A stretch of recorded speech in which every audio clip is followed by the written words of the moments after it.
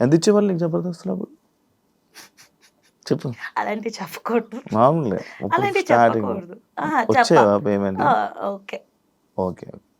శ్రీదేవికి బాగానే పే బాగానే చేసేవాళ్ళు, మ్మ్. పర్ఫార్మెన్స్ అన్ని ఉండేవి. మ్మ్. జబర్దస్త్ కూడా లైక్ ఓకే అంటే అందరూ జనాలు ఏమో వేలు లక్షలు వచ్చేస్తాయని ఎక్స్పెక్ట్ చేస్తాం కానీ వేలు వస్తాయి కానీ మ్మ్. మరి లీడర్స్కి వచ్చేంత మాకు రావు. మ్మ్. లైక్ టీమ్ లీడర్స్కి ఏవైతే వస్తాయో అంత రాదు. మ్మ్. బట్ నీ ప్రొఫైల్ని బట్టి వస్తాయి. ఇప్పుడు నా ప్రొఫైల్కి నాకు ఎక్కువే ఇస్తారు. మ్మ్. స్టార్టింగ్ ఇప్పుడు నువ్వు ఇప్పుడే వెళ్ళావంటే నీ ప్రొఫైల్కి ఒకలాగా ఇస్తారు పేమెంట్. అవును అవును డిపెండ్స్ డిపెండ్స్ అంతే. అలాగా.